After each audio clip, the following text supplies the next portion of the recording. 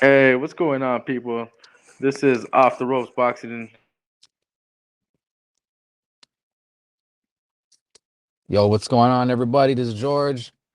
You Good know, we're afternoon, or should I say good evening? yeah, What's going good on, evening. Julian? Not much, man. Well, turns out we got some big news today, huh? It turns out Eddie Hearn offered 85 million to Canelo to actually take on two fights.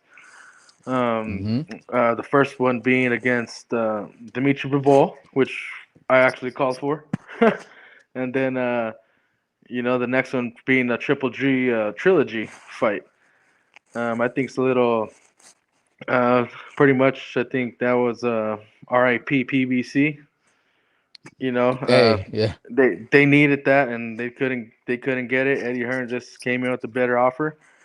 What do you think, George? First and foremost, man, I just want to say how crazy that is. Obviously, Bivol was one of the names that was mentioned. I know this is gonna ruffle a lot of feathers with PBC guys, Charlo fans.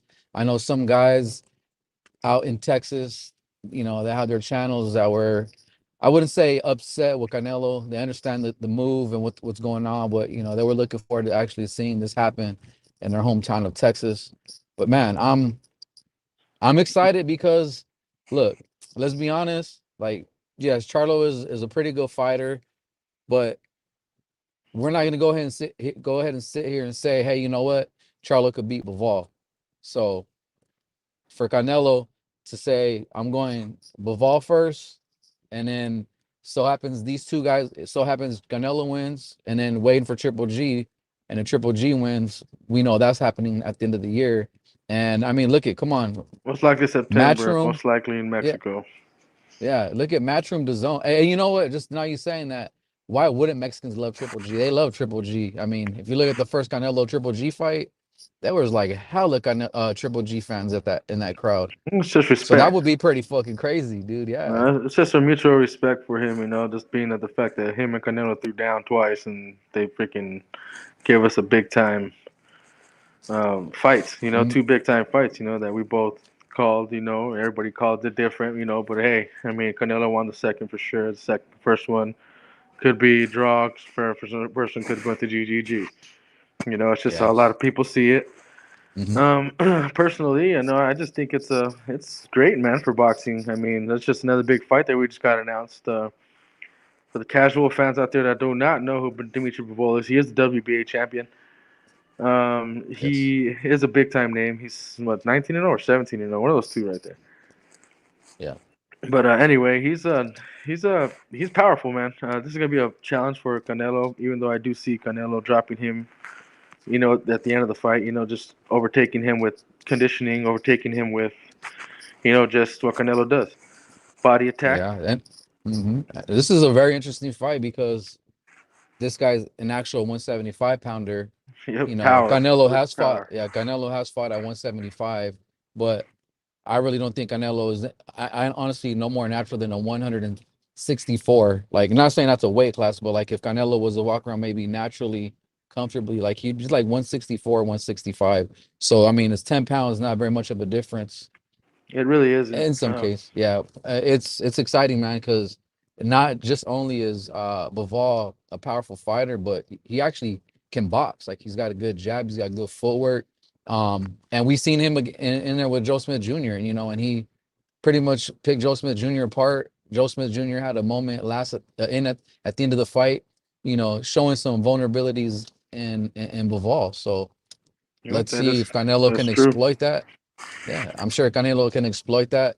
Um, and this isn't one of those ones where you could say the style is tailor made for Canelo because Because Bivol Bivol's a isn't. different style. He's a Yeah, different style. He's exactly. awkward. Bivol isn't just your typical power come for a fighter. Like he can actually box behind the jab, and he's got good Yeah. footwork.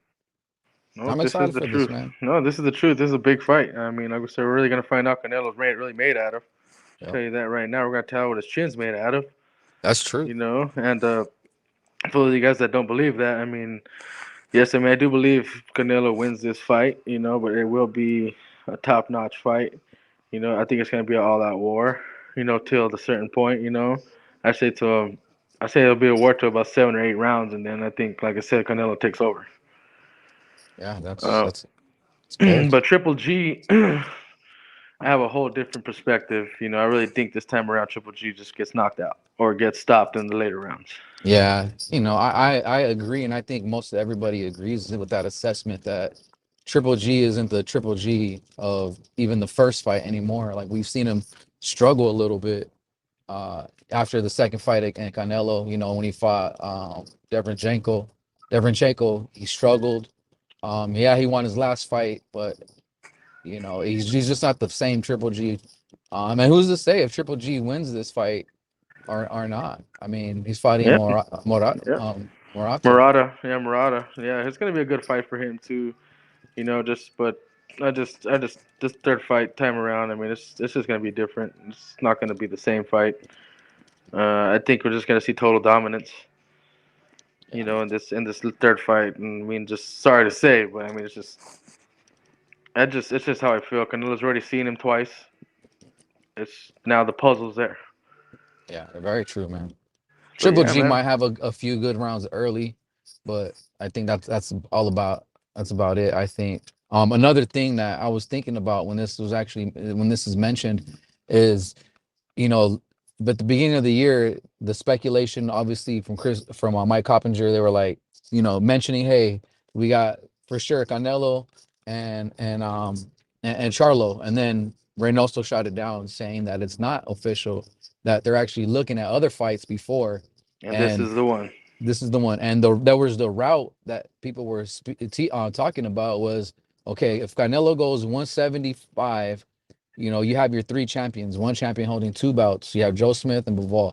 And the route was, hey, you know what? Go after Joe Smith, Bivol, and then Bitterbiev for the big unification fight.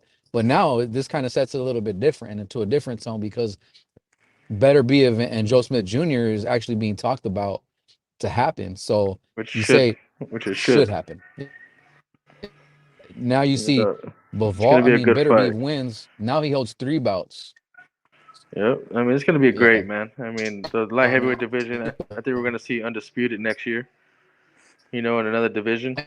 I think Canelo's gonna be the man to Is do it. Triple G gonna fight at 175? 170, yeah, 75. Yeah. Breaking up a little bit, He George. fights at 175. 78. Yeah.